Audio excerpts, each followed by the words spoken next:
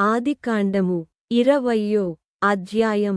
అక్కడ నుండి అబ్రాహాము దక్షిణ దేశమునకు తరలిపోయి కాదేషుకును షూరుకును మధ్య ప్రదేశములో నివసించి గెరారులో కొన్నాళ్లు ఉండెను. అప్పుడు అబ్రాహాము తన భార్యయైన శారాను గూర్చి ఈమె నా చెల్లెలని చెప్పెను గనుక గెరారు రాజైన అబీమెలెకు శారాను పిలిపించి తన ఇంట చేర్చుకొనెను. అయినను రాత్రివేళ దేవుడు స్వప్నమందు అబీమెలెకు నొద్దకు వచ్చి నీవు నీ ఇంట చేర్చుకొనిన స్త్రీ ఒక పురుషునికి భార్య గనుక ఆమె నిమిత్తము నీవు చచ్చినవాడవు సుమా అని చెప్పెను. అయితే అబీమెలెకు ఆమెతో పోలేదు గనుక అతడు ప్రభువా ఇట్టి నీతిగల జనమును హతము చేయుదువా? ఈమె నా చెల్లెలని అతడు నాతో చెప్పలేదా? మరియు ఆమె కూడా అతడు నా అన్న అనెను. నేను చేతులతో ఏ దోషము చేయక యథార్థ హృదయముతో ఈ పని చేసితిననెను.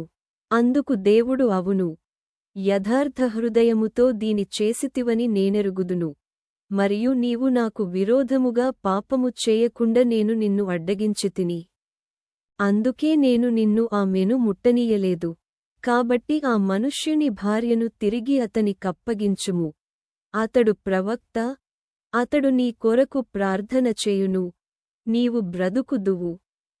నీవు ఆమెను అతని కప్పగించని ఎడల నీవును నీవారందరును నిశ్చయముగా చచ్చెదరని తెలిసికొనుమని స్వప్నమందు అతనితో చెప్పెను.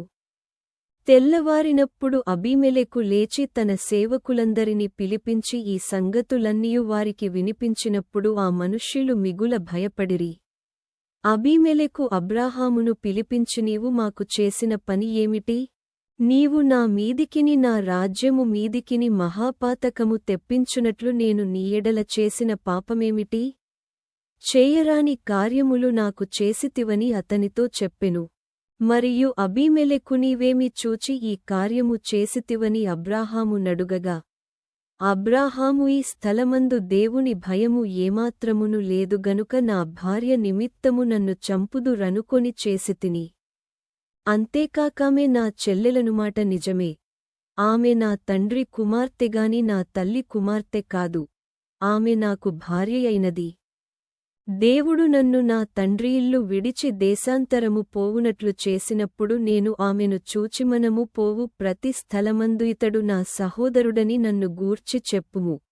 నీవు నాకు చేయవలసిన ఉపకారమిదేయని చెప్పితిననెను. అబీమెలెకు గొర్రెలను గొడ్లను దాసదాసీ జనులను రప్పించి అబ్రాహాముకిచ్చి అతని భార్యయైన శారాను అతనికి తిరిగి అప్పగించెను.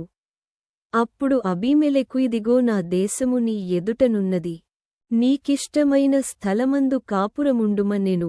మరియు అతడు శారాతో ఇదిగో నీ అన్నకు నేను 1000 రూపాయలిచ్చియున్నాను. ఇది నీ యొద్దనున్న వారందరి దృష్టికి ప్రాయశ్చిత్తముగా నుండుటకై ఇది నీ పక్షముగా ఇచ్చియున్నాను. ఈ విషయమంతటిలో నీకు న్యాయము తీరిపోయినదనెను. అబ్రాహాము దేవుని ప్రార్థింపగా దేవుడు అబీమెలెకును అతని భార్యను అతని దాసీలను బాగుచేసెను. వారు పిల్లలు కనిరి. ఏలయనగా అబ్రాహాము భార్యయైన శారాను బట్టి దేవుడు అబీమెలెకు ఇంటిలో ప్రతి గర్భమును మూసియుండెను.